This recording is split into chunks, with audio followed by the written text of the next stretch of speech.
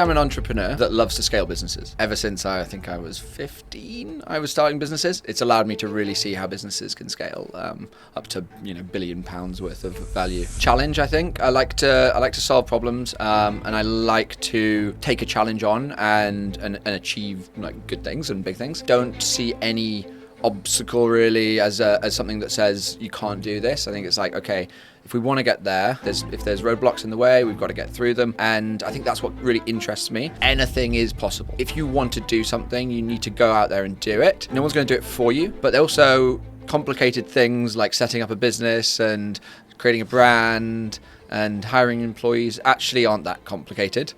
They're not easy because you've got to put a lot of effort in, but they're not complicated. Anyone that's can go to university can start a business. If you're constantly, on to working till 11 o'clock at night, you're going to burn out. For me, it's that sacrifice, and I think when I've realized I've succeeded the most, I have been pushing the boundaries, and I have been pushing myself. Today's guest, Tom Mundy, is the real deal. If you're a student, you've probably heard of the company he founded right after graduating, Goodlord. They now process over £1 billion in rent payments each year for over 1 million landlords and tenants, with many of their users being students. After exiting the company for a nice check, he moved into the dental industry and now helps run AI-powered dental software brand Dentistry, one of our amazing sponsors. But his journey wasn't all sunshine and rainbows. From market stalls at 15 to running a Fudge empire while at uni, and a few flop businesses later, he learned the skills to eventually scale Goodlord to where it is today. Skills he's gonna teach us in today's episode. Stay tuned for a masterclass on the business skills you need to do well in dentistry or any industry for that matter. Stay tuned. Hey guys, welcome back to season 2 of The Young Dentist. I'm Fahim. And I'm Afif. And today we've got Tom Mundy. How are you doing, man? Hey guys, I'm great. Perfect. Tom, the first question we always ask our guests is, for anyone who doesn't know who you are you? And maybe how does that relate to students out there listening?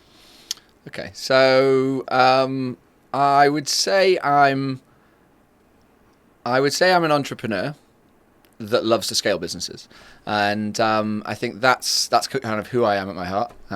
Ever since I think I was 15, I was starting businesses. I started my first business, which was on a market stall, and then second business was at university. I went to Loughborough University and got very interested in starting businesses rather than actually focusing on my studies, which don't do that, kids. So started my second business at university, and then third business after university. And now I'm actually in the world of employment, so which is a big change, but it's allowed me to really see how businesses can scale up to £1 billion worth of value. So interesting. Awesome. And how does maybe one of your businesses relate to students? You mentioned you're a founder of Goodlord, right? So founded Goodlord when I was 23, I think, a long time ago now, and I think that relates to students, and students have probably used it. I know we're a massive provider of software to student agencies. So if you've rented a property in your second year, third year, then there's a good chance that you might have used Goodlord to do your referencing, to pay your move-in monies and do the e-signing. So that's probably how it relates. But I think probably my first business relates more to kind of my student life, or my second business, Tom's Fudge. That was a business that we started at university. It's three students living together, sitting around a bed, being like, "We need some more money. What do we do?" And I think that's probably the one that really relates back to my student years. Yeah. Before we get into that, a question that we always like to ask is, that's who you are, but why are you? Why do you do what you do? Challenge, I think. I like to solve problems, and I like to see take a challenge on and achieve good things and big things. Don't see any obstacle really as something that says you can't do this. I think it's like, okay, if we want to get there, how do we achieve that? If there's roadblocks in the way, we've got to get through them. And I think that's what really interests me, and that's what excites me. When things start becoming easy, I start getting bored, and so it needs to be hard, it needs to be challenging, and when it is, it's really rewarding. Yeah. Let's talk here. And you mentioned you like a challenge at the time, right? Take us back to the first business you mentioned at 15. What inspired you to take that leap and start business in the first place? I think I think I saw my family doing it. So, fun fact: every single one of my brothers and sisters, and there's 5 of us, have started their own business or are running their own business. I'm the only one that's not self-employed at the moment. So. I think that is quite an inspiring kind of environment to be around. My mum had a shop when she was working, and that exposed me to selling things. And I think that even being exposed to that transaction of someone wants something. And you're going to sell it to them, and they're going to give you money, I think is a really, really good lesson for everyone to learn at a young age, especially if you're curious about business. So then maybe a better question to ask then is, how did that shape you as a person? How did that first formative years of business make you who you are now? I think it taught me that kind of anything is possible. Like you if you want to do something, you need to go out there and do it. No one's going to do it for you. But also complicated things like setting up a business and creating a brand and hiring employees actually aren't that complicated. They're not easy because you've got to put a lot of effort in, but they're not complicated. Anyone that's can go to university can start a business. If you can manage to get an A-level, if you can manage to pass entry exams and etc., then you can start a business. You just need to have the drive, and you need to have some form of great idea to push. Yeah, perfect. I mean, starting businesses from 15 and getting involved with the world of business, even though you're in that atmosphere, it mustn't have been easy, right? Could you talk to us about some of the challenges of starting young? I mean, maybe you're looking around, a lot of your peers or a lot of the people around you aren't starting similar things at that age, right? They're not. It's obviously at 15 there are some easy bits, like people see you as a cute kid and they want to kind of give you money, so that bit, the marketing side is easy. Sacrificing your weekends and on Saturdays going out to the market rather than playing football, that's the harder bit. I had great support from my parents at that age. I didn't have a car, I couldn't drive, so my mum would drive me to the market stall with everything I needed. That was helpful. But it's that sacrifice. It's that making that decision to I'm going to do this. I'm not going to do the fun things. I'm not going to get that instant gratification. I'm gonna actually invest and then I would be with my friends and I'd be like, I've just made 500 quid today, and that would be fun. So it's the sacrifice, I think, is the hard bit. It's also good fun. And related to that as well, I mean, sacrifice is one thing where, I mean, you mentioned it as well, you're weighing up missing your weekends and going out and do the typical fun things for something like business and making that money. Like, what was really your motivation in terms of your end goal? I mean, what was so strong that you felt the compulsion to miss out on these typical fun things to then strive for excellence in business? Ooh, that's a good thing. I look, I'm not going to say I was. I woke up one day and was compelled to sell Fudge. Spoiler alert: that was my first business. So I don't think there was I don't think it was the purpose in that sense. I think it goes back to what excites me. It's that challenge. Yeah. It's that knowing that actually this is something new and different and hard. And I don't know what's going to come out the end of it, but I know that if I put some effort in, it's going to be rewarding. Yeah. So I think it was that, and it's good. It was good fun as well. It was like good fun getting out there and in the rain and figuring out, okay, I've got to actually sell this stuff. And I think that's really what drives you. Obviously, getting into businesses in later years, that's when purpose really comes in, and that's when you can have something that really pulls you out of bed in the morning, and something that is really, really worth fighting for. But at that age, I think it was more the excitement, the challenge, and the problem solving. Okay. That's really interesting, Tom, because I started my first business at the age of 14. I used to breed parrots, interestingly enough. Talking about any interesting stories you might have, any anecdotes from your time selling Fudge.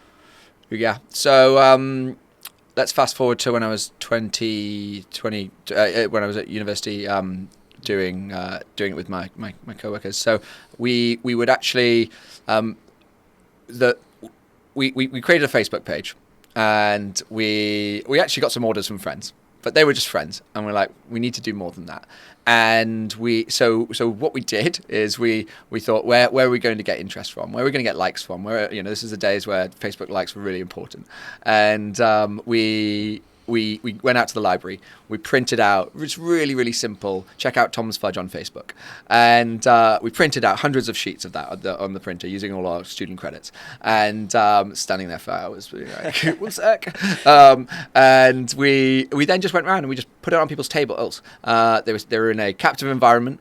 They were probably bored. This was new. It was curious. And they clicked, they liked it. And they checked out Tom's Fudge on Facebook. Really simple message, really simple call to action. And then our likes started to go up and up and up and up and up and up. And then we were delivering fudge on bike around the campus, from 9 in to 1 in, anytime. And that was pretty good fun. So I think that was quite a key moment for me, because I think it proved that was one of those moments where it proves anything's possible. It's like you can get 1,000 likes by printing out 200 sheets of paper. Like that's how easy it is, but it's like it's possible. You just need to know how to navigate. How far did that business go? So I ran it with two colleagues, two friends, two business partners for probably 2 years out of uni. And so we were running at university, so second year and third year, and I can't say it helped my degree. And then I think we did it for 2 years afterwards. So we made that decision, called up my dad. I was like, Dad, I'm not going to be an accountant. I'm going to sell fudge. But then we did.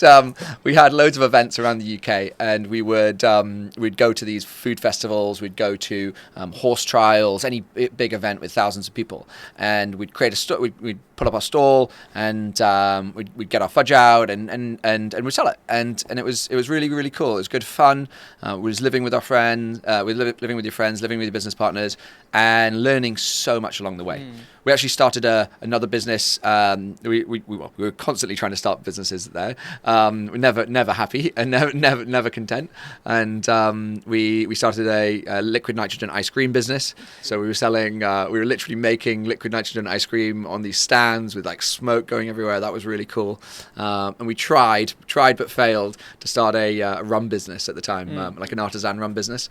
We didn't quite get the investment from Diageo at the time, and so that one was a non-starter, but that was good fun. So you always think outside the box then, Tom. How did you manage it alongside your studies? You mentioned your degree suffered a bit. Talk us through how you were able to reconcile university and so graduate whilst running the fudge. I'm a terrible example. So I had a rough time. Full disclosure, I failed my first the first time, but I took stock. I focused again and I resat, and I got through. I didn't pass with the best degree. I got a 2.2, but I got through. And I think my learnings.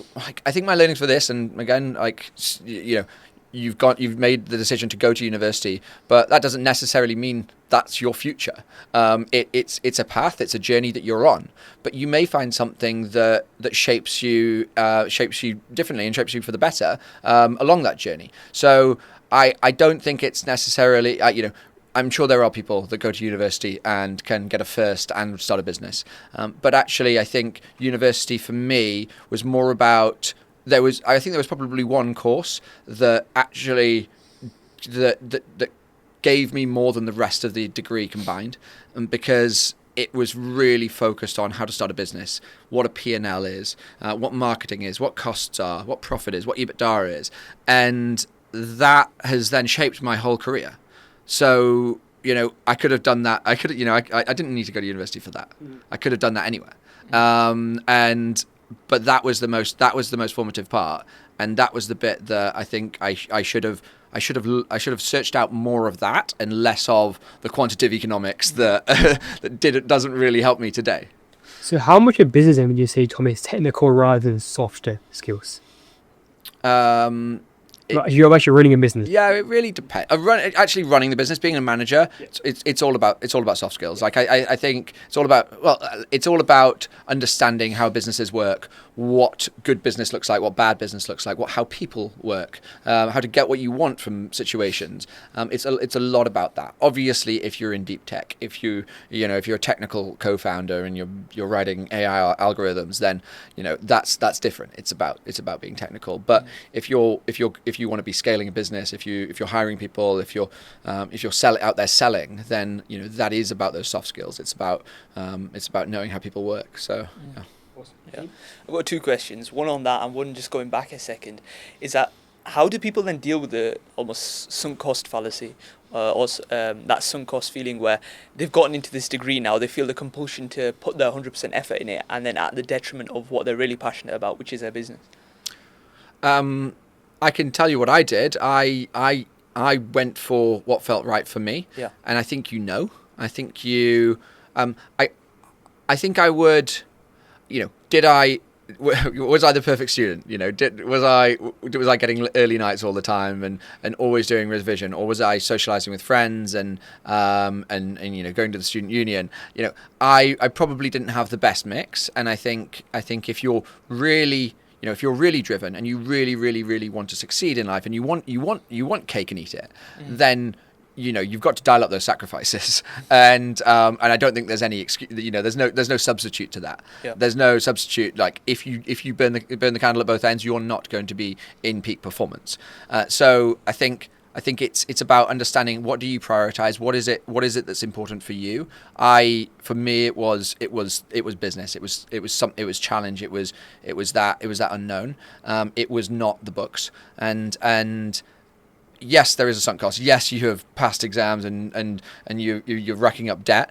But I think there's so many examples of entrepreneurs. If you do want to make business your career, there's so many examples of entrepreneurs that have made so much more money or so much more successful after dropping out of university. So it's probably the same as every investment.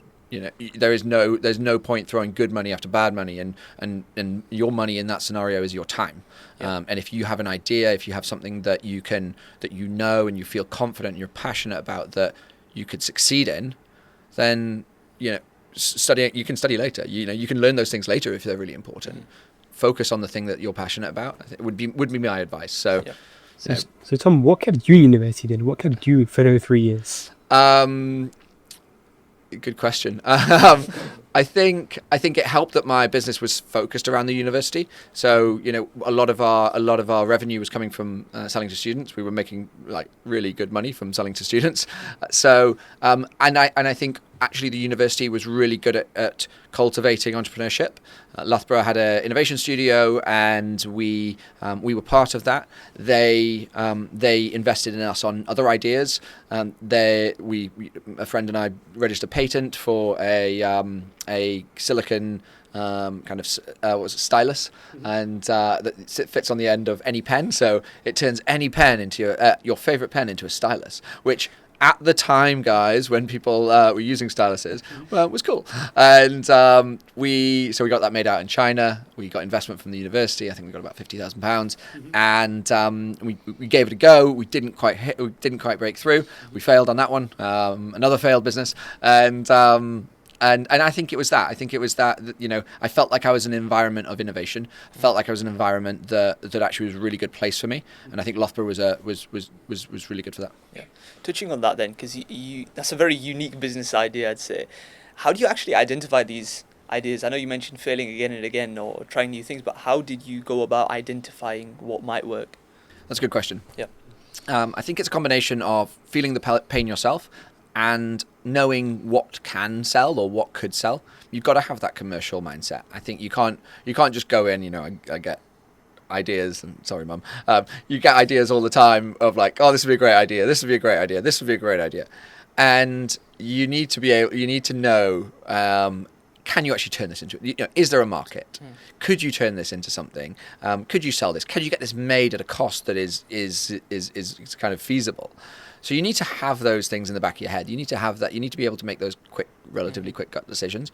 But you then also need to be able to identify pains. And I think for us with that, let's use that stylus one. we were students that were, we had our iPad there and we had our book there. So we were writing notes with one hand and then we're flicking over and touching our iPad. And every time we were putting the pen down and we were like, okay, there's a pain there.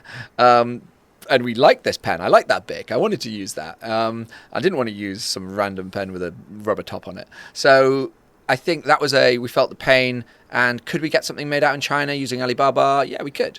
Could we come up with a brand? Did we know how to 3D print? We were students at the time in a great university, so this was all possible. But yeah, it's that combination of commercial mindset and pain, I would say. I'm curious, why did that business fail? Why did that business fail? I think distribution. So I don't think we nailed distribution. Well, we didn't. We got it out to a few places. We were selling it in a few places, but we didn't quite nail that distribution. And yeah, which is a shame because I think it was a cool idea. Yeah. I've got a few of them at home. But that was really good fun. I enjoyed that business. I see. So Tom, it's very interesting to see your honesty. In times that you failed many times. Is that something you see across all entrepreneurs they've had many failures in the past, and does that help you learn a lot? Yeah, you don't learn a thing from success, really. Success is probably the most dangerous thing because you get complacent and you stop trying and you stop being hungry. As soon as people start getting paid lots, as soon as people start getting loads of business, they start getting lazy. And I think that failure teaches you what went wrong. If you've got the right mindset, you learn, why did that not work? What would I do differently? How, if I was to go about this again, what are the things I would change? And I think there, when you think about the like what you learn from failure versus what you learn from success, it's night and day. So yeah, I think you don't have to. Some people hit it first time, and like with Goodlord, with my kind of fourth business, I felt like we did hit it first time. We got product market fit really early on, and that was fantastic. But I don't think we would have got there if we'd not failed on other businesses.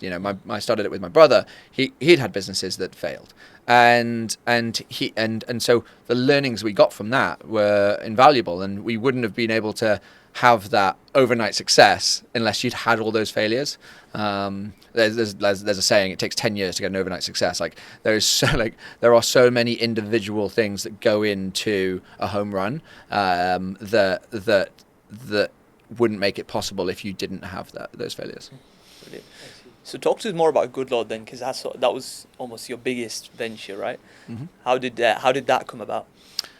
So that one was some people living together that had experience in technology, and experience in lettings, and experience in business, and realizing actually there's a problem here and there's no solution. There was piling paperwork in letting agent's office. There was tenants that are just like, why the hell do I have to come into an office to sign something? E-signing was probably just at the right point. And I think we realized that actually bring this all together, put it online, you got yourself something that's quite transformational and that could really change an industry. And I think that one was clear. That one was really clear. This is a huge market. The pain is real for everyone, and it's wide open for someone to come and provide a solution. So yeah. Yeah. I mean, that clear of a gap, there must have been other competitors in that space as well, or was it just a matter of timing for you guys? There were incumbents. Okay. I think that's probably the right way to think about it. We were at the perfect disruptive stage. Mm-hmm. There were incumbents in there, so people were saying, I already do this. I've already got online payments. It's like, no, you're sending people to some horrible website where they're typing in their card and it's failing, and I already get people to sign these documents, or I already have a referencing company, and we were at that stage where we had to do a lot of education. But nobody had what we had. Nobody had connected the data collection, the e-signing, and the payments into one flow. So I think that we were at the beginning. Mm-hmm. I see. So when it comes to that massive pivot from in-person physical things that you're selling, like the pen tips or the Fudge, how was it like to transition towards tech, and how do you find that challenge of converting all this in that niche? Yeah, I think I was. I over-indexed on business hustle, like operational stuff, getting stuff done, solving problems. And I think that kind of applies to most industries.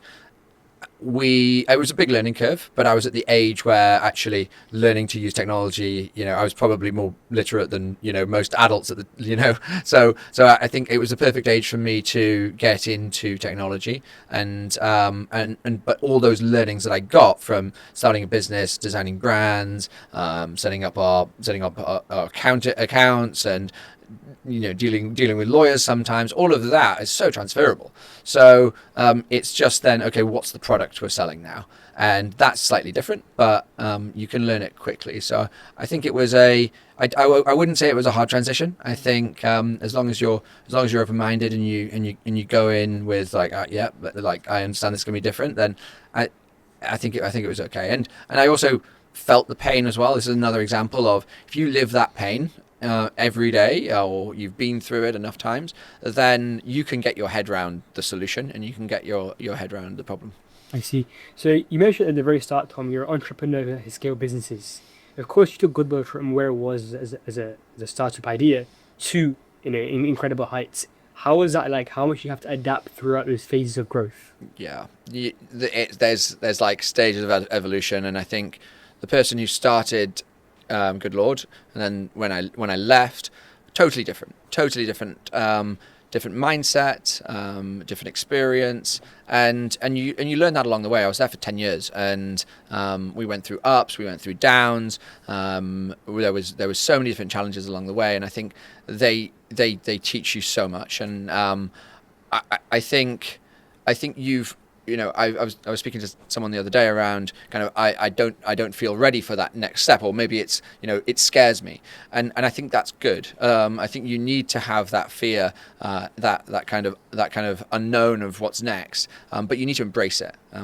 If you want to keep scaling, keep evolving, keep on improving, then you can't be comfortable, and you won't be comfortable. You need to just embrace that fear, embrace that chaos, and if you're good, then you'll succeed. If you're not and you can't hack it, then you're going to fail. But you won't know unless you try. And I think for me, it was just going at it head first the whole time, not being swayed by, I've not done this before. I've not negotiated a 10 million quid investment round before. I've not been sued before. So many different. I've not dealt with the FCA before. Like, I've not being deterred by those things, seeing them as they're just bigger size problems than the problems that you were solving on day one. And you've probably got some funding around you, and you can probably pay someone to do it. So it's a fun journey. It's a really, really fun journey. What was something you learned about yourself going through that process? I think that I can adapt, and that I think I'm learning that now still. Like I was very operational at the beginning. I was kind of customer support. Then I moved into customer success, and then I moved into ops as general. Then I was dealing with lawyers, and now I'm selling. Now I'm pitching to some of the largest dentists in the UK, and I think it's learning that you can adapt and you can grow and you can learn these things. So I think that's probably the biggest thing for me. It's that adaptability. What was the mental barrier that you had to break through personally? Mental barrier. I think that's a good question. Let me have a little think about that one. Of course. You mentioned you already had many limitations in your mind, right? Yeah. Limiting beliefs. Yeah, maybe they're on. He's pushed you regardless. Yeah, I don't think there was anything. I don't think I was ever sitting there saying I can't do this. That kind of inner voice. I think it was more. I think it was more just the focus and the sacrifice. I think that's the thing for me. It's you're going to stay till 11 o'clock, and you're going to make sure that you solve this, and that's the thing that over time goes up and down, and isn't a constant. You're not constant. Like, if you're constantly on to working till 11 o'clock at night, you're going to burn out. But I think for me, it's that sacrifice. And I think when I've realized I've succeeded the most, I have been pushing the boundaries, and I have been pushing myself. And sometimes it's healthy, sometimes it's not, and you've got to balance that out. But I think it's the working hard is the real barrier. You mentioned earlier that it wasn't so applicable when you were 15, but more so when you were doing Goodlord, which is that you had something that was pulling you out of bed in the morning, that allowed you to make those sacrifices. What was that? I think the fact that we could change an industry was the exciting bit. I don't think it was. I think it was. I felt this pain myself. I've been a student. I've had a crappy landlord, and I've gone through this crazy kind of paper forms, and so I felt that pain, and I felt like I could properly, like, we were in a place where we could change this industry, and I think for as long as that spark is alive, that gets you out of bed. Like, if you genuinely think you can change an industry with what you do, then I think that's pretty cool.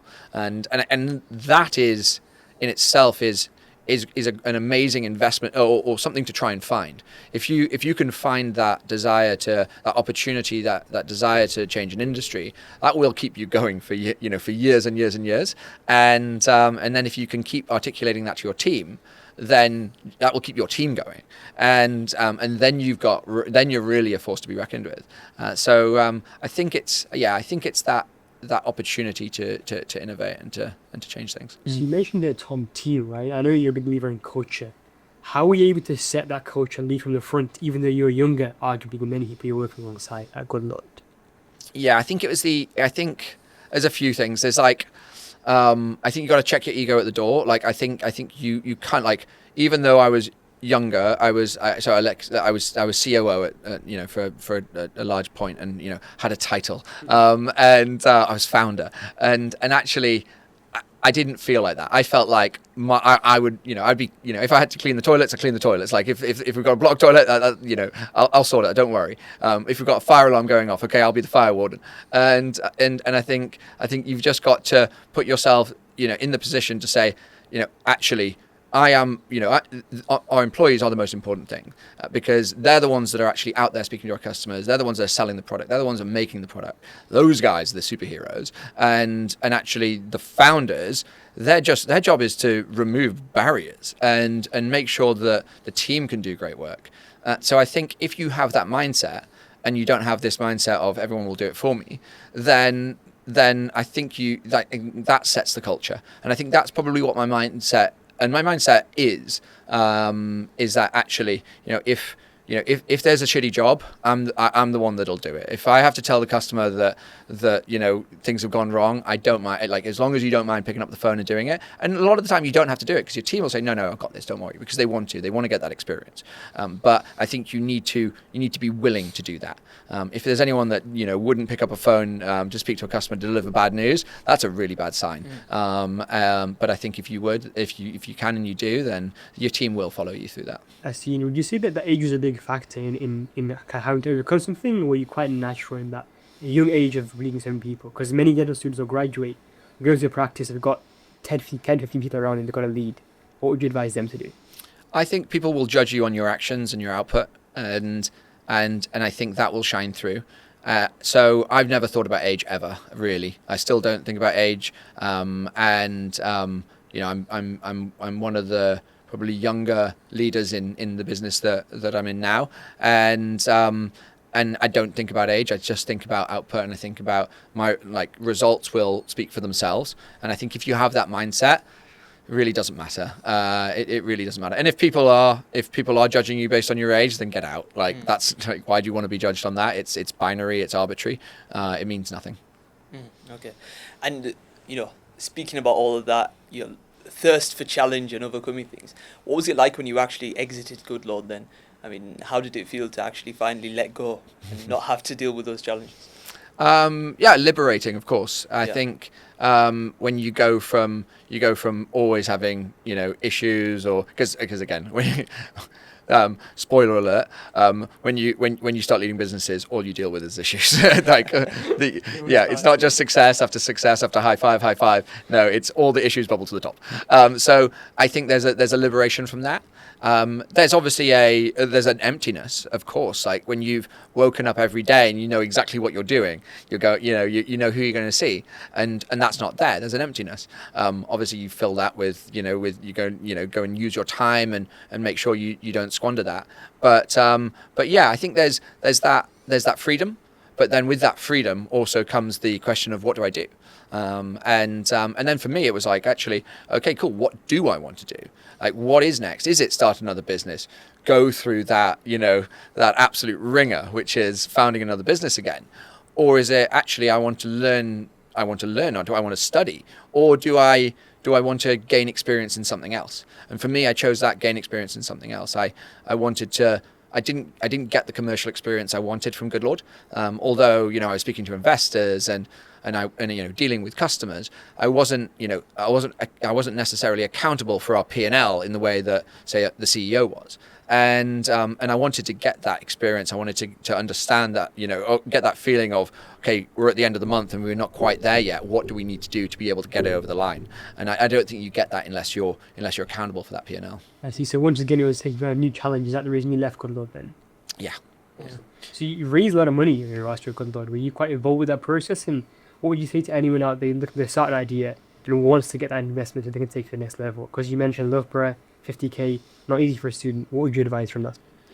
I think there's money out there. Yeah. I think that's the first thing. There is money out there. Just make that assumption. It's about finding that money and then convincing the person to give it to you. If you're credible, if you have a good team, or if you got good credibility, if you have a good idea, people will want to give you that money. And it won't be the people that you expect. Like, one of the most influential or kind of key moments for us was actually one of our customers who we'd sold to in the early days, which we were probably making about £59 a month from, and we weren't making much money at that time. I was on the phone to him and I was solving some of his problems, and he was like, "Tom, are you accepting any investment?" And I was like, "Well, we are doing a fundraising round. Let me speak to my co-founders." And he came along and he gave us 200k, and so that was a customer. You never think actually a customer is going to come along and give you 200k to invest in your business, but that was a key moment because it showed that we had that confidence not just from investors, but actually from customers that are investors, and then that gives it momentum. And it then finding the next 200k, the next 500k to build a round of £1 million, it's a lot easier when you've got that first cornerstone. So I think the money is out there. You've got to find it. It's probably not going to come from where you expect, and you're going to have to sell. You're going to have to sell, and you're going to have to make your business look attractive.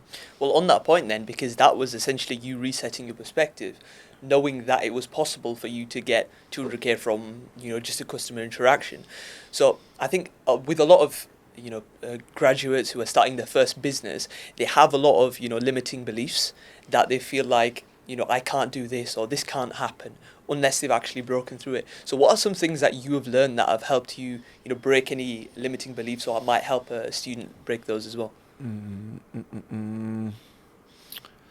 Ooh, that's a good question. I'm probably the wrong person to answer that because, again, I don't have any limiting beliefs. You mentioned a couple already in terms of ages don't really exist. You shouldn't really. Money's out there. Yeah. Examples. More on kind of that topic of where you just mentioned about like what you can get 200k just like that. Yeah. Yeah. Things that you knew became possible. Yeah. Okay. I hear you there. So, I think. Other things like actually there's always technological solutions. So when we started Goodlord, we didn't know how we were going to be processing £100 million a month. Like, we wanted to, but we didn't know how we were going to do that. And so we started small. We started with processing a little bit, and we started doing it manually and learning what the process was. Then I designed a process that would allow me to do it at scale. And then that process broke and we had to redesign it and get to the next scale. So I think it's it's like a limiting belief of like, how are we going to get to 100? How are we going to process 100 million if we want to be a unicorn? Well, actually, let's start with £1 and figure out how we do that. I think that's something that's something that my mind kind of leans to quite nicely, because I don't see the big challenge as a problem, and I have a let's just fucking do it attitude. So it's like that combination I think works quite well to break through those barriers. So I think technology and look, now technology is just rewriting itself constantly. So what was possible impossible even 6 months ago will probably be possible now. So I think yeah, using technology to solve your problems is key there. Also, another great word of wisdom there. Technology is no barrier. Let's talk about then you're into Henry Schein 1, Tom, right? Which is your current role. How has it been moved from, like you said, that founder, that entrepreneur, towards someone in a more formalized position? How you found that transition? Yeah, so I think the first thing to note is actually they at Henry Schein One they really look for entrepreneurs and entrepreneurial people and people with that mindset. So I think when they went out to find the GM, I think they were looking for someone with a profile like mine, which made the transition a lot easier. I wasn't walking into a really corporate setting with everyone wearing suits and ties and carrying briefcases. It wasn't that. They were looking for someone that would push the boundaries, that would push the business and bring that energy, and so. But I think that being said, it's still a large corporate business, and I think for me, some of the learnings were not just the challenges. I think there were some amazing things that I realized. Holy crap! I thought we were doing it well at Goodlord. These guys are smashing it, and one of those things was customer outcomes. So. Everyone talks about customer success, and very few businesses can actually prove how their solution provides success or provides outcomes for the customer. And they kind of, they rest on the customer liking the software or having a good relationship with someone, and that is not a way to scale a business. But what we've done at Henry Schein One is always focused on customer outcomes, which means we can prove the value of our software. We can sit down with you and we say, look, when you joined us 2 years ago, this is what your revenue was, this is what your recall rate was, this is what your failure to tender rate was, and actually now you're here and you've grown your business and you've increased revenue by 20%, 30%, and you've got your chairs are always full, and your associates are earning money, and that's something that if you can evidence and if you can show customers, then at scale, then your business will keep on growing and it'll have that flywheel effect. So that was a really big learning, that these guys have been, although startups talk about customer success, these guys have been living and breathing it from day one 30 years ago, and that was pretty cool. From the complication, obviously, you're in a world where the business is so much bigger. So you've got to think about balance sheets. You've got to think about amortization, what's going on with development teams, and I think that's different. But it's just another, like I said before, it's just another challenge that you've got to get through. I see. So Dentistry and Henry Schein by extension, Henry Schein by extension, are known for a data-centric vision. What do you think about that? Then is a need for more of that data focus in dentistry? Yeah, 100%. I think it's one of our strategic pillars is really investing in data and our data, so that we can share it with our customers and make sure that you know exactly what's going on in your practice. I think there are so many businesses and so many practices out there that are doing an incredible job day in, day out. But if you're not looking at your stats of your practice, the real KPIs that matter, then you can't maximize your business. You can't solve the problems. You don't know where you're falling down. And I think what we want to do is we want to unlock that data. We want to shine a light on it so that you can understand, actually, this practitioner, it isn't fulfilling their opportunity, and then talk to them, understand what is it, why are you not able to have these conversations about Invisalign? Why are you not able to convert these cases? And I think when you expose the data, you can start actioning those things. And I think for me, throughout my career, it's always been, let's get the data first, and then let's make the decisions. Because you know, making gut decisions, you always, you know, like I'm sure 1 out of 100 times you'll make a good decision. But if you go data first, then you probably won't make the right decision every time. But 70% of the time, you will be making a pretty good decision. And I think that's how we think. That's how I think. That's how the business thinks, and that's what we want to share with our customers. You mentioned the key KPIs. What really matters to a clinic owner who's looking to grow and scale to the next level? Yeah, sure. How many new patients are they getting in? So are they attracting new patients through the door? With those new patients, are they how quickly are they getting through and actually getting into the chair? And then how often are they recalling them? How often are they coming back? Because everyone can acquire new patients, but it's costly. I think the numbers are. Actually, no. Let's rewind. So anyone can acquire new patients, but actually retaining them is way better than just adding new patients to the top of the funnel. So recall rates, recall effectiveness. How, you know, if you're sending out, are you sending out text messages to your patients to say you haven't been back in 6 months? It's time for a checkup, and that means that you can build a relationship with them. You can grow and you can develop, and they'll trust you more. Then you've got like, okay, so what's going on? How are people not attending? Are people forgetting to attend their appointments? Failure to attend rate is a key KPI that we look at. Some practices are at 6, 7, 8%, and you know people are just not turning up. 10% of the time, you're like, what? Well, you can get that down to 2% if you have the right processes in place. How much are you making per hour, and are you actually drilling into that? And not just across the board or across your whole practice, per practitioner. You know, who's better? Do you have an associate that is just smashing it out the park, and you need to figure out what are they doing to do that. And so average hourly rate is a key one. But it's I think when you boil it down, it's pretty simple for a dental practice. It's, you know, how much of the time is my chair filled, and how much am I making per hour that's filled. Those are the two metrics that really matter if you're looking to grow your business. Now, all of these things are around growth and revenue. Obviously, you've got satisfaction. Obviously, you want to make sure that your customers are satisfied with the treatment and with the experience that they have.